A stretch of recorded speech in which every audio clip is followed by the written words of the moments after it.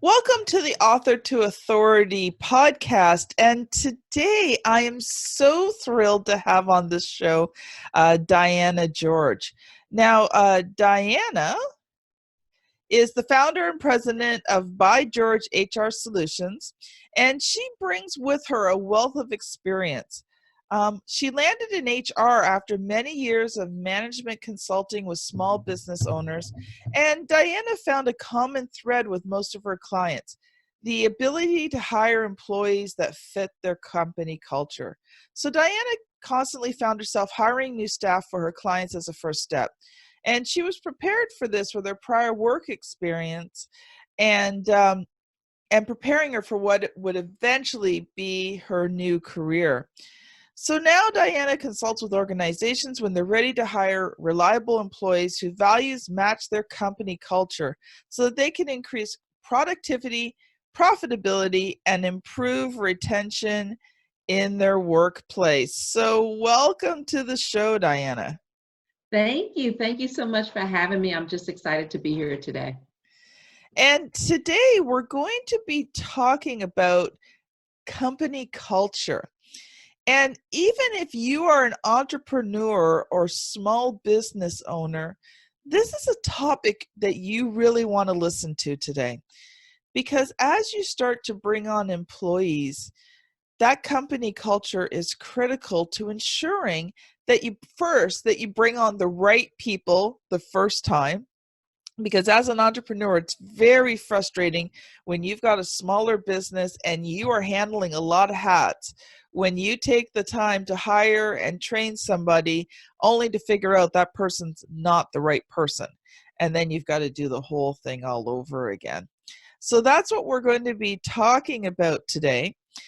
And so at first, though, I'd like you to get to know Diana a little bit. So would you be willing to share a bit of your story with us? Oh, absolutely. This is the fun part right here. I have been in HR for a number of years, but my HR story, it's one of those things that I stumbled into by mistake. And I had worked for some pretty amazing companies in my career that really helped me to understand and help to guide me along the way in terms of business, how to have conversations with employees, how to develop employees, how to get the best out of employees itself.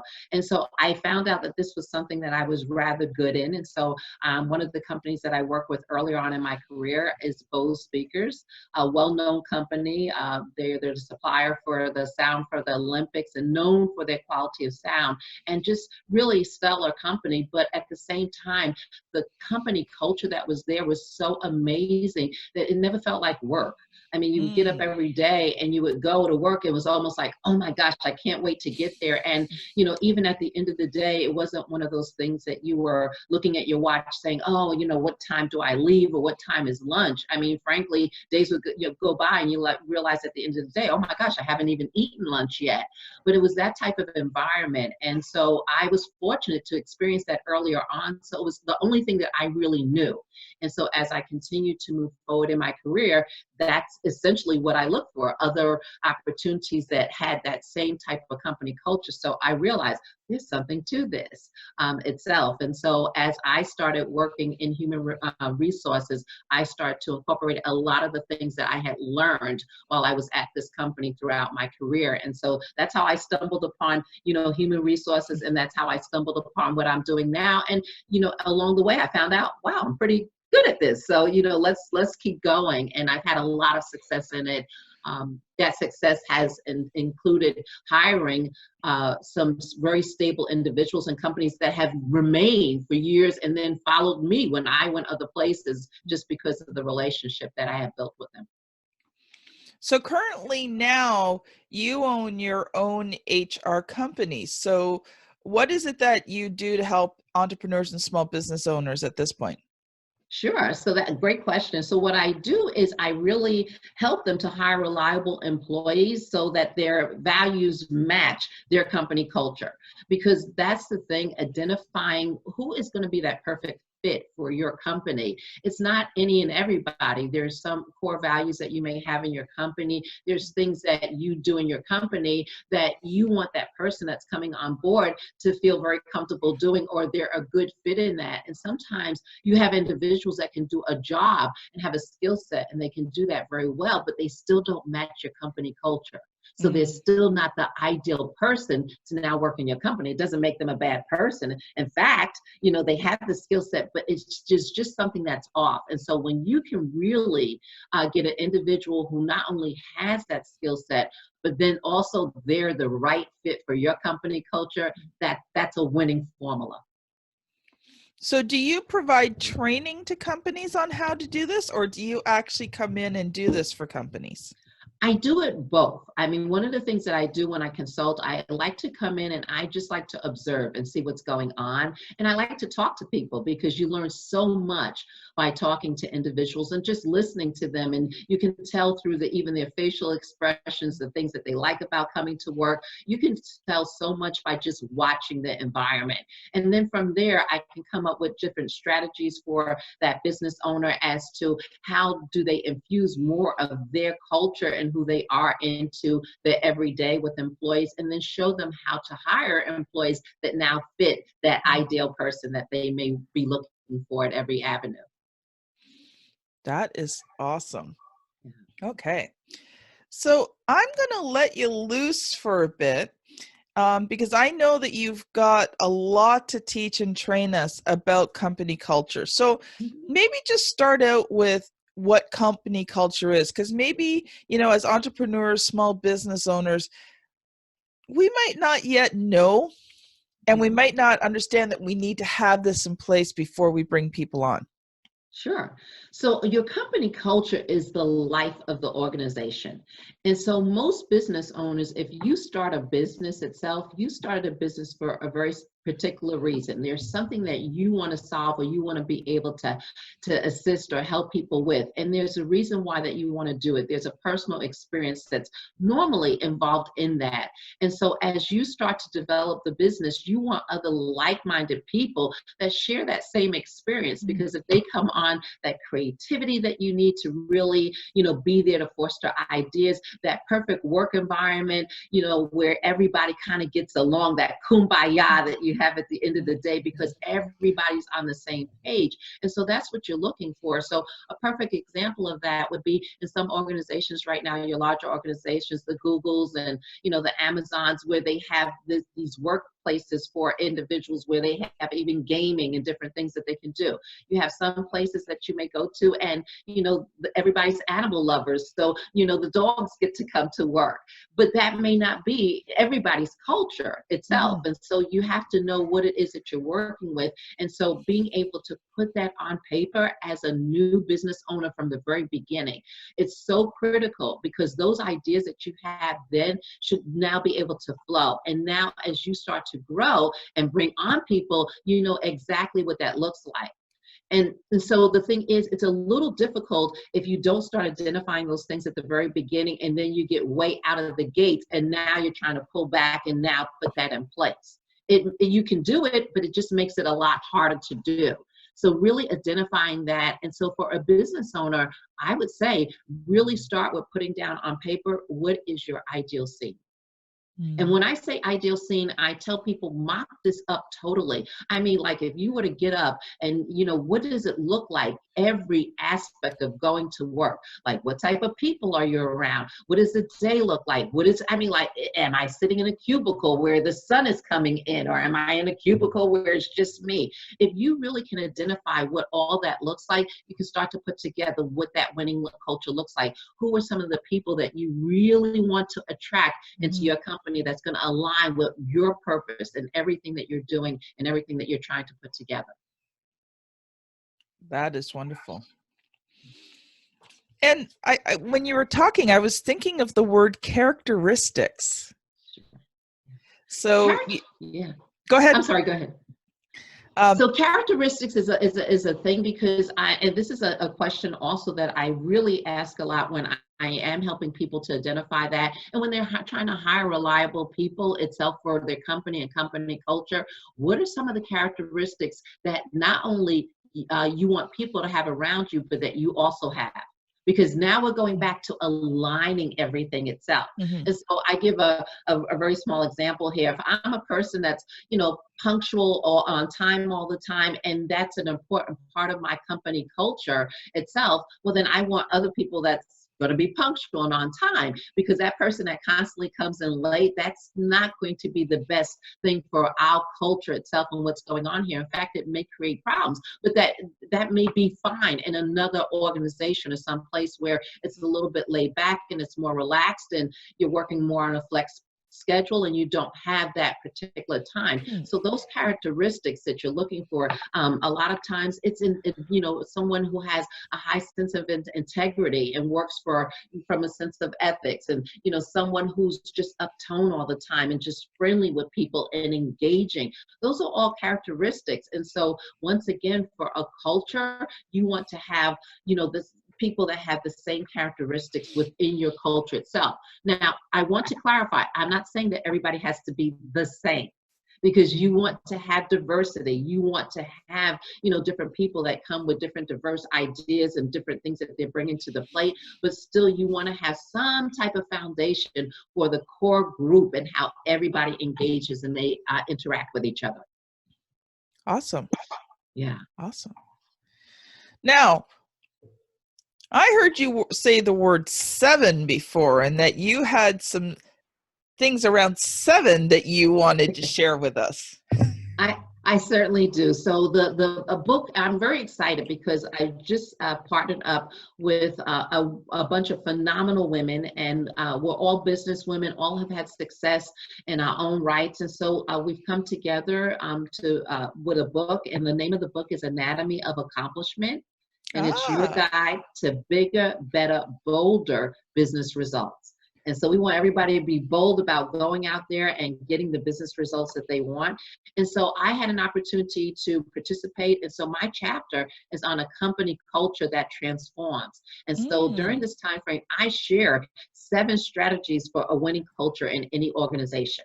Because there's some key fundamentals. And so when you have those fundamentals and you know what they are and can identify them, you can make sure that you have a winning culture itself. And the winning culture, it expands what it is that you're doing. It, what you said earlier in my bio, what it does is it helps increase the profitability, the productivity. It helps to have loyalty in your organization and improve retention, where you have people that are there and they want to be there.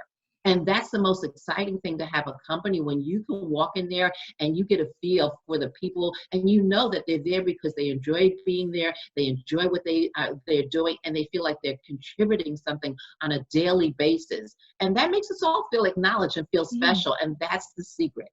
And when you can do that and have that, the sky is endless, and anything that you do within your company is endless, because you have a core group and you have a team all functioning together. So won't have time to go into a lot of detail, but why don't you share with us those 7 key strategies? Sure. So the first one, it's a very small one. The first one is listen. And you'd be surprised at how often that gets overlooked. And I think that we're in a society right now where we're so busy that everybody feels like, I'm having the right conversations, I'm listening. I'd listen, but really we're not.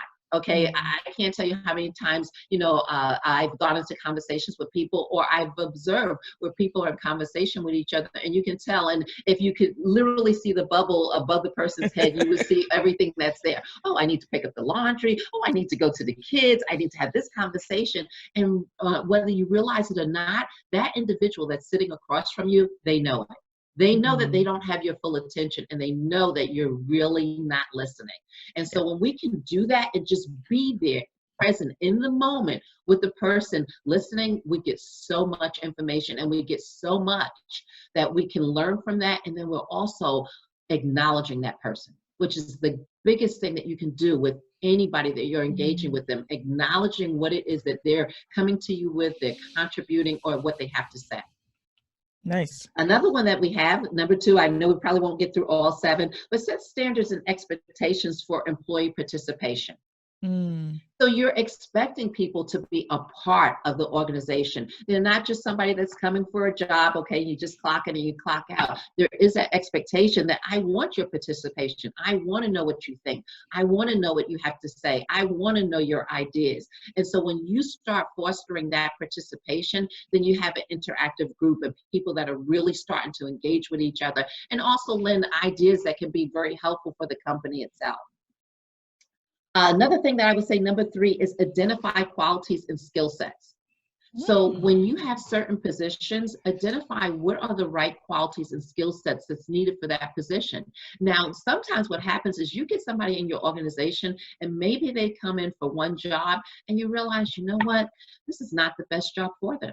They Yes. would be better over doing this. And it's okay to make that change. And factually, that employee is going to be happy also because they're going to be put in a position to win. So you Mm. always want to put people in a position where they can have some type of success and wins. Because when you do that, they're going to want to try harder. So give them that opportunity to win and set them up to do that. Number 4, create a family environment that employees feel connected to. Mm. So Yes. we talk about family so much. It is so important because 70% of our time is spent at work with people we work with. That is more time than we literally spend with our families on a day-to-day basis. Mm-hmm. And so we can set it up so that when you go to work, it is a family environment. It's something that people are connected to. Once again, you're going to get the best out of people.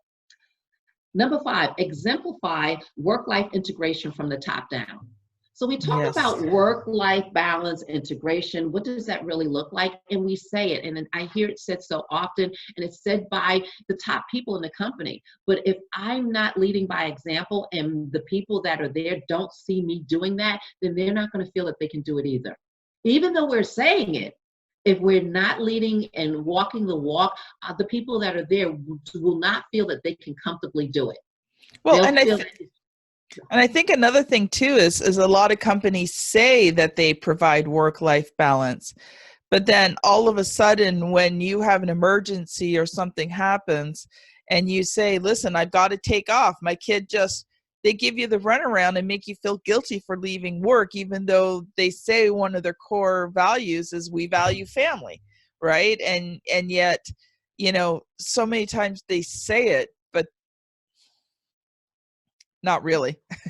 exactly. And you just hit the nail on the head. It has to be exemplified from the top. People have to see the individuals, even at the top, doing the same thing. I just want to share this briefly. In an organization that I previously worked at, I worked with a brand president, and he did this so well. We would literally be in a meeting, conference meetings, and he had 2 young daughters at the time, and one of his young daughters, she would check in with him when she came home from school. And that was a ritual, and it didn't matter what was going on. He would stop and take that phone call. He didn't spend a lot of time on the phone call, but he at least took it. He acknowledged her, let her know, okay, Dad's in a meeting right now. I'll call you back. But you know what? That was such an example for everybody else to say that it's okay to have your family be important in your life. Because when you're doing, well in your family, guess what? That does come to work with you. You could do well professionally also. But if you have things going on at home that's not really handled, you're not going to be the ideal employee. And so it really behooves us to really exemplify that and put that there and have the example and see it done. Well, and I Another, think too, just another point on that is, I think too, is that, when you allow your employees to have families and to incorporate that in, those employees become very loyal. Now, yeah, there may be some inconvenient times when some things happen, but when you allow those people to have those things happen and be able to do what they need to do, they're very loyal and employees. And when they are, when they're working for you, they're working hard for you because they appreciate that you support them, right? So you get the best work out of them. absolutely. And you just said loyalty. And so we have moved away, and a lot of organizations feel right now, oh, there's no employee loyalty. No, I think that it's up to the employer or the organization to create that also. It is a give and take. It's not just the one side, it's a relationship. And there's 2 sides to that relationship, and there has to be benefits for both sides. And I think when you do that, you do, as you mentioned, you get that loyal employee, you get that person that's going to go beyond, over and beyond to get things done itself. And so it does go both ways. Absolutely. what I'm going to do is I'm going to stop you there because I really want to talk about your book, and we only have a few minutes left, and I think that's important. And here's the thing. If you want the other two, you can get the book. Absolutely, absolutely. So the book is launching on March 4th. In fact, if you follow me on social media at LinkedIn, on LinkedIn, it's Diana L. George. You'll be able to follow me. I have a lot of postings on there. I'm also on Facebook under Diana George. And the book will be launching on March 4th. For the first 24 to 48 hours, the book will be available for $1 on Amazon Kindle. So you'll be able to purchase it there itself. And what I'm going to do right now is I'm going to say to anybody that does do the Kindle purchase, if you then send me proof of purchase at solutions@bygeorgehr.com, I will then go ahead and I will send you the actual copy of the book, and I will sign it and send it to you in the mail. That is so awesome. And so the podcast actually is being aired on March 4th. So if you're listening to this on March 4th, the day it airs, then you need to take advantage of the deal. So what is the name of the book again? The name of the book is Anatomy of Accomplishment, Your Guide to Bigger, Better, Bolder Business Results. And my chapter is A Company Culture That Transforms. So you want to make sure that you get this book today and that you contact Diana. We'll make sure that the link to the book and Diana's email are in the show notes, and it'll also be available on the Author to Authority website under her podcast page. So make sure you go there and you take advantage of this. So I want to talk a little bit about the book and your book writing experience. So what was it like? Like, you haven't written anything before this book, right? Like, you've not done another book? That is correct. This was my first book writing as an author. However, I can tell you that I do like writing, and and I'm always impressed with myself when I start to sit down and write something and I read it back. I'm like, oh, that was pretty good. But I'm one of those individuals, a lot of time I have to be in the moment, and I have to have, something that kind of motivates me to sit down and write. And so it did take a little bit of time. We had an agenda in terms of itinerary, in terms of different things, and when we had to have things done by. And so I really had to push myself at some point. Okay, you just need to sit down, because at first the ideas weren't flowing as much. And then once I sat down and I just started writing, and I just started putting, pen to paper and just putting thought, then everything started flooding in and it started coming. And then I just looked at, okay, this is my everyday, this is my progression, this is what I do every day. And so that was, I think, the thing that made it easier, when I just kind of just let it flow and just started thinking about, okay, this is what I do naturally. It's not something that's foreign to me, but something I do every day. And I think you brought up an important point there, because sometimes I think we overthink the writing process and we make it so difficult on ourselves because we're trying to get it perfect the first time we get it down. And no writing's ever perfect. Like, you got to understand, I've written over 100 books for myself and my clients. I'm currently working on my book as I get time, and I'm forging out time because I really want to get this book done. It's the Author to Authority book, so it's got to go with the podcast. And, I don't always get things right the first time I write them out. I'll go back, I'll make revisions. My editing team goes through it with a fine-tune comb, rips that thing apart, which is what I tell them to do. And so here's a little tip for you. You can't be afraid of the editing process, and you can't be afraid to have people rip it apart. Because if you've got a really good editor, they're going to elevate your writing like you would not believe, and you cannot be emotionally attached. So that's a little tip. But the thing is even I, after having written 100 books, still needs to go through revision process. So the point is, get it down, because once it's down, it can be revised. But until it's down, you can't do anything with it. So get it down on paper. It might be good, bad, ugly, or excellent. It doesn't really matter. Just get it down. Kim, that makes so much sense. I have to just say that even as I was going through this process, like you said, the whole going back and forth and editing, it was so crucial to the project itself. And at the end, I was just so happy at the way that it came out. So it's just to start. And I think that's the first thing. Awesome. So we're just about out of time here. So I want you to just let people know how they can connect with you again, because we really want people to be getting your book today, and also connect with you as well. If they feel that they need to develop a company culture, or they're struggling as a small business owner with HR needs, then you need to be talking to Diana. So how can people connect with you? Sure. So my website is bygeorgehr.com. And so that's by BY and then the last name George, HR.com. Certainly you can go there and you'll be able to contact with me there. And then LinkedIn, have a very strong presence there. And on LinkedIn, it's Diana L. George. And so you can go there and connect with me. But certainly I enjoy this very much. I would love for people to reach out. And then if I can help you in any way or with your company culture, I would love to do that. Awesome.